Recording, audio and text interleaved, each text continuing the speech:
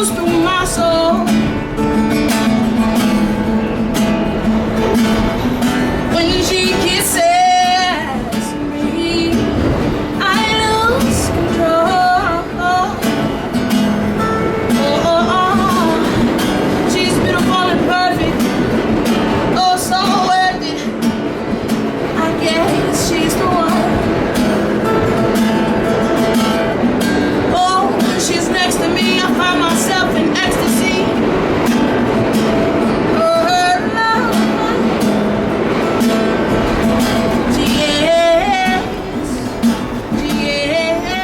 Well, hello, dear viewers. It's James Kalm, your half-assed reporter, and we are down here at the Mathew Marks Gallery, West 22nd Street. And for you painting heads, we've got one of the most important New York painters. We're going to look at Brice Marden. Stay tuned.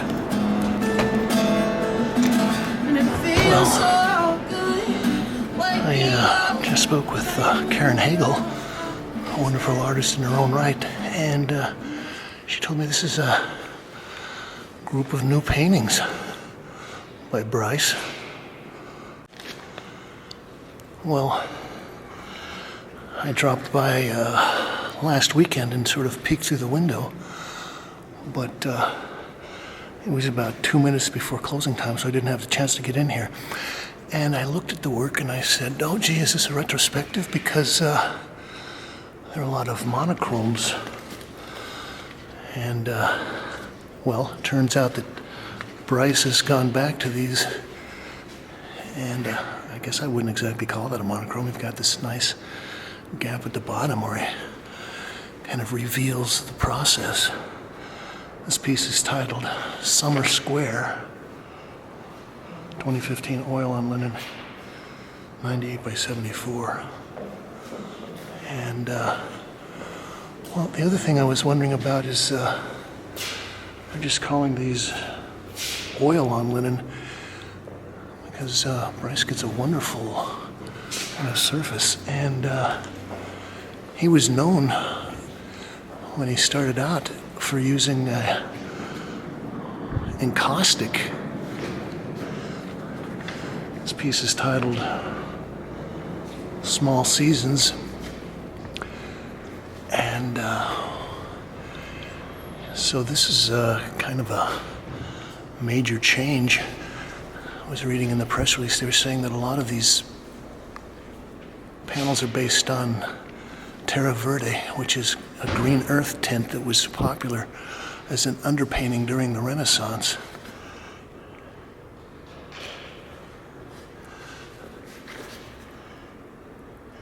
Sub 24 by 72. Well,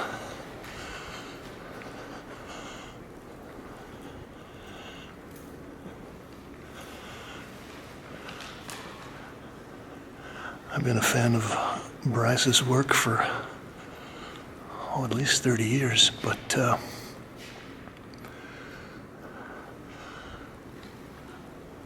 I remember, I believe I was down in Washington, D.C. I saw a show at the Hirshhorn featuring his first series, or one of the first series of the works like this, which was titled the Cold Mountain series.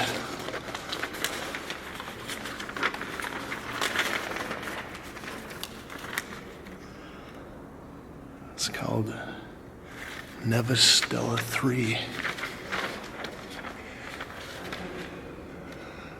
Now, it was a big deal when Brice kind of broke out of his monochrome and started doing the kind of calligraphic or squiggly, I would almost call it topographical line work in the pieces.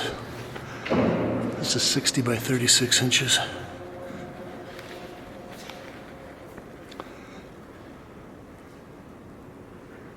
It's titled Uphill with Center. And, well, that opened up a lot of possibilities and influenced a lot of artists. think they say these color selections are dealing with the seasons. And, well, he's used this kind of margin before, but it was always much shorter, maybe an inch or two. And, well, it gives you an idea of how many layers of paint he's built up on here. And, well, for any of you that are painters, you realize how important a feel for materials are. And Marden has always been a person that has a feel for paint.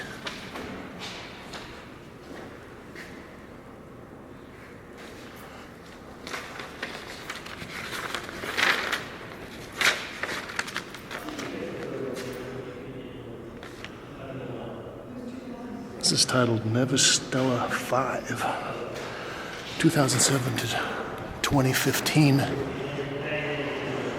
And,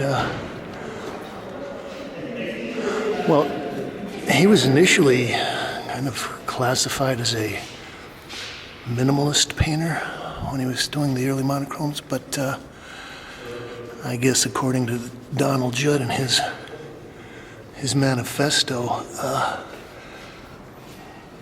Marden would still be a painter. The minimalists were actually supposed to be doing things between painting and sculpture, but he's got the thick stretchers, and I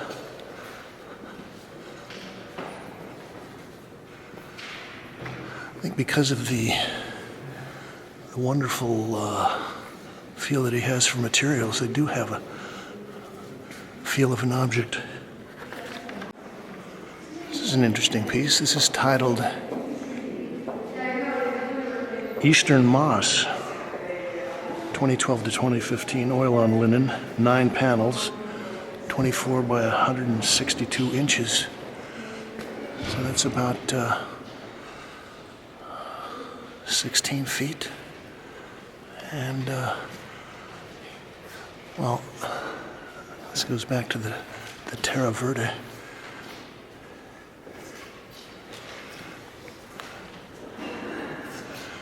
You know, something like this looks simple, but, well, he's worked on it for 3 years, and I guess some people could say or any painter has a fetish for the finishes of the surfaces, but, well, you can see that he does a lot of scraping and wiping, and maybe even does a little sanding.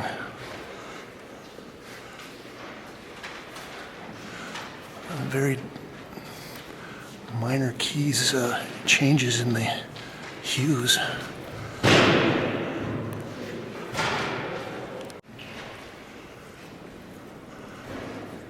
Okay, well, we'll pan around the back gallery.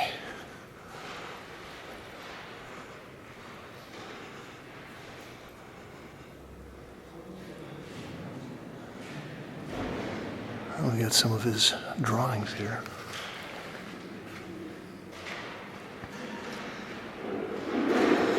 It's titled Uphill 4.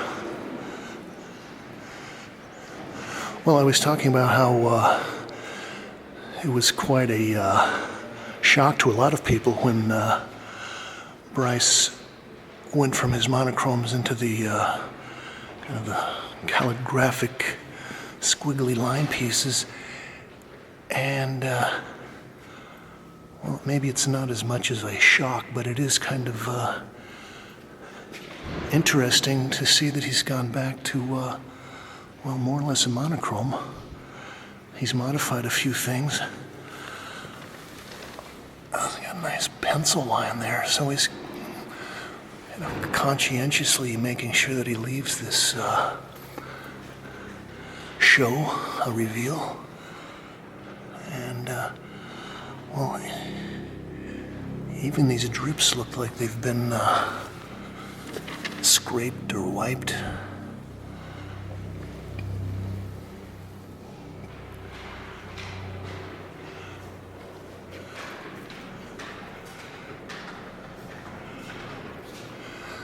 You know, Susan Frecon is another kind of more mature artist that's been getting a lot of press lately, that's got a wonderful sense of surface.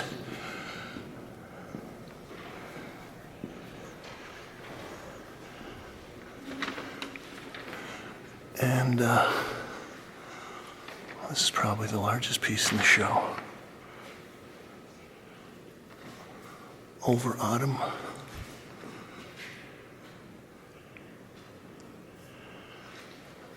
'96 by 72.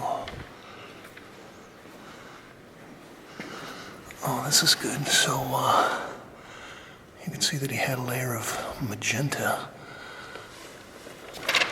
before he got to the Terra Verde.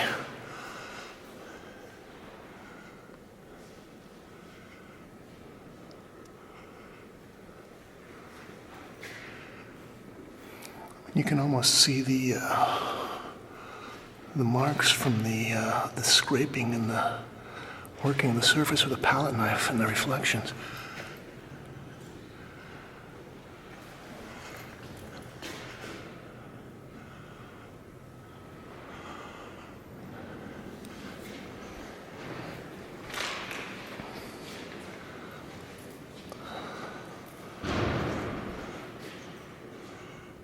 Well, this orange panel on the right is probably the punchiest color in the whole show.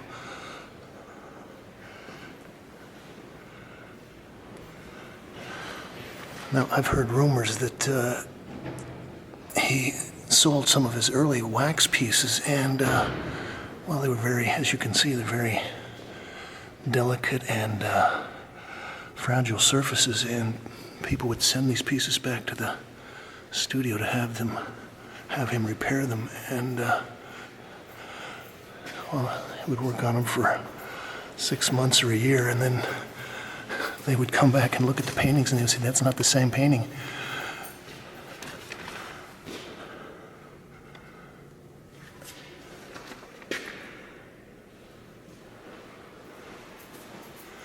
So there's a lot of stuff going on under the surface on these, and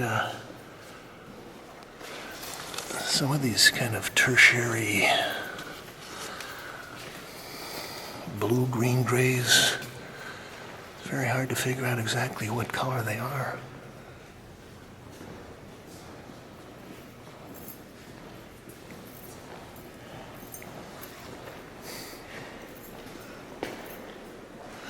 Oh, we've been joined by the wonderful Roberta Smith. The bashful Roberta Smith. Now we got a series of his drawings. And, well, this is interesting because I've been watching his drawings for years, and the early stuff I remember he was using bow pen and drafting tools, and they're mostly grids, and then when he went into his Cold Mountain series, he was drawing with sticks and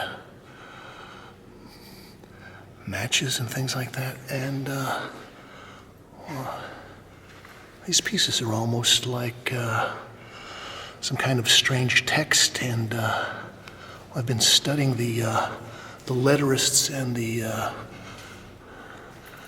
Letterist International. It almost looks like letterist poetry. Yeah, Egyptian.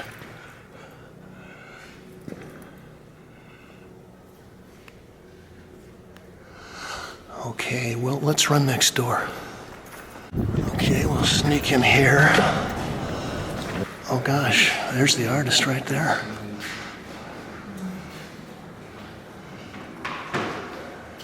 We're going to try to do this as unobtrusively as possible.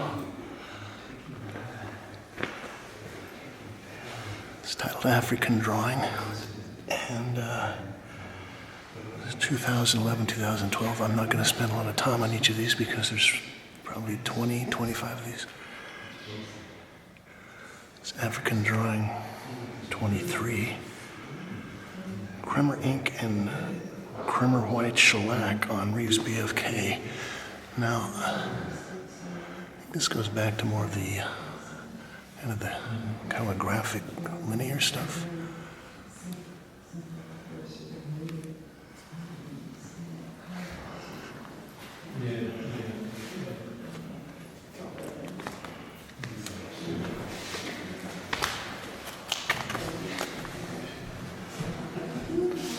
African Drawing 6.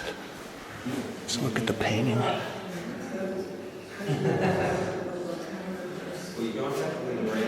Nevis Stella 4, 2007 to 2015, 60 by 36 inches. And again, I don't know, that's almost maybe 3-inch thick stretcher. And I like the pedimenti here where you can see the underpainting kind of coming through.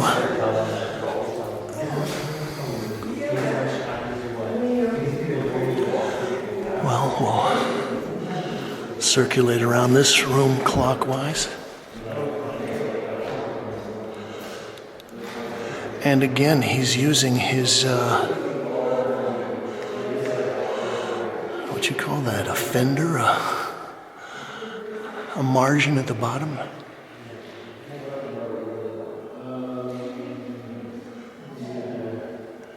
think this is African Drawing 19.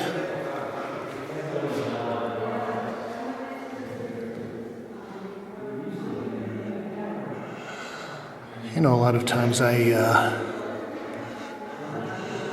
have trouble with straight abstract expressionism. I mean, I was a big Pollock fan, and I love all those people, all those artists, and Joan Mitchell, and some of the great ones. But I don't know, for my money, it seems that there's a lot of mannerism,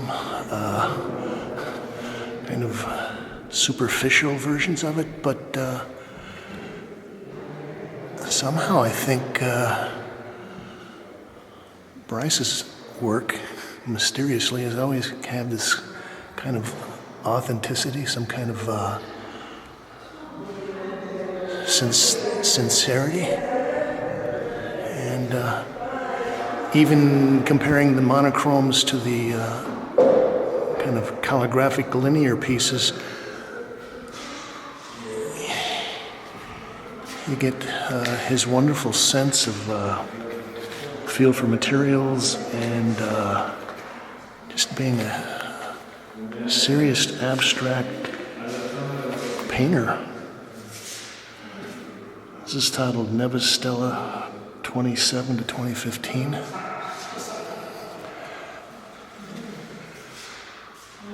Well, I would be interested to know what the prices on some of these are, but like they say, if you have to ask, you can't afford them.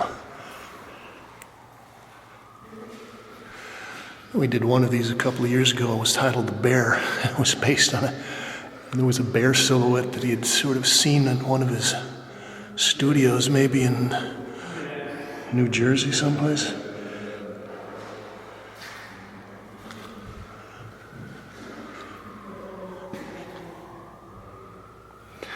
This is another painting he's worked on for about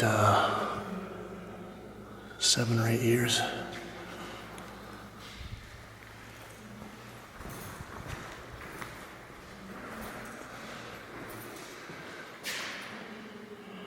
It's a wonderful large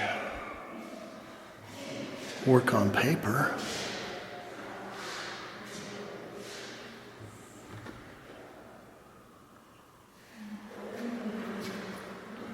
I think this is titled Sutra Drawing. 2010, 2011, ink on paper, 30 1/8 by 41 1/8. And, you know, Brice has got a very simple palette, a very simple approach to color, but there is an elegance that he achieves that's pretty remarkable.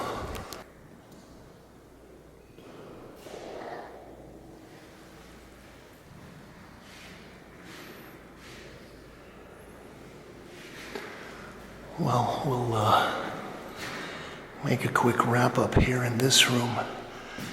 It's titled Blue Sutra, ink on paper 30 1/8 by 41 1/8. And again, he's kind of got his rows of, well, I wouldn't exactly call them letters. Or maybe you could read them. Ciphers, some kind of glyphs.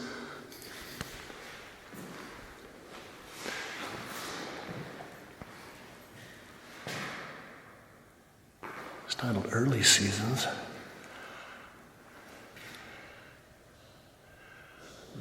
And it's kind of noteworthy the way that he kind of varies the rhythms of each one of these pieces.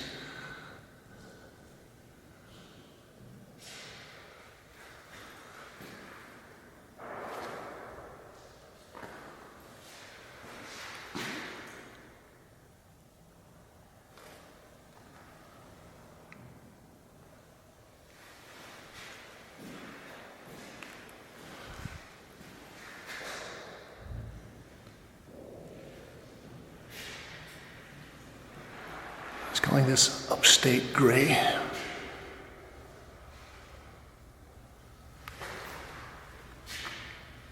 .41 by 31 inches.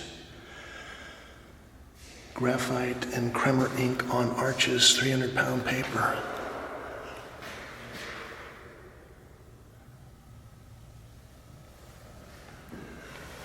Oh, it looks like he had a strip of masking tape on there at one point.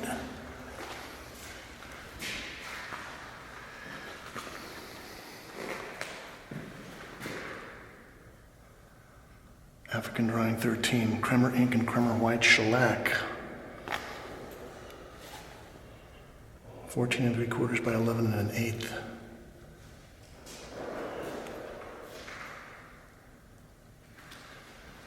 Okay. There's the artist. Well, I spoke to both Brice Marden and Roberta Smith off camera. They're both a little bashful. And I thought there were a couple of points that Brice made that I just wanted to mention.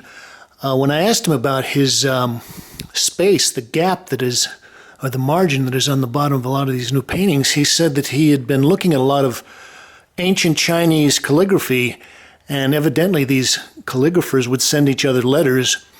And now when you see them, they've got these scrolls mounted, and there's always a space on the letters. So he was looking at that and thinking, gee, that's nice, I can use that. That's going to give him basically two areas of color. I mentioned to Roberta that I thought it was rather interesting that Brice had started going back to the more monochrome formats, and Roberta kind of smiled and said, gee, I think this is a transitional show in the best sense of the term. And I agreed with her. When I mentioned that to Brice, he said he didn't see it so much as going back to something that he'd been doing, but rather going and doing something that he'd always intentionally avoided, which was working with the square. Also regarding his change of style a little bit, Brice said he was old enough now that he could do whatever the hell he wanted to, so he didn't have to worry about trying to maintain some kind of a style. I asked him about his painting process. He says that I wondered if he was using any more wax. He says he doesn't use wax. It's all pretty direct, and he paints these with a palette knife and turpentine. I just thought those were interesting points. So, it's been James Kalm reporting on new paintings by Brice Marden here at Mathew Marks.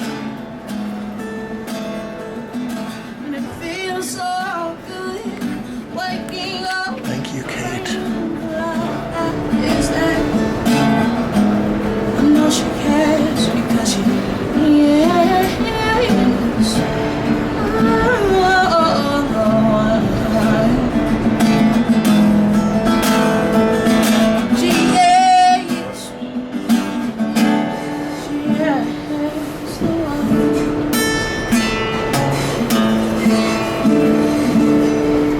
My name is Hollywood Anderson. I wrote that song. It's called She Is the One. Thank you so much. That was wonderful. Please donate Wonderful. and Very, contribute. very good. Follow me on everything. Just type in Hollywood Anderson. Appreciate that, brother. Be blessed. Thank you so much. I have a happy holidays.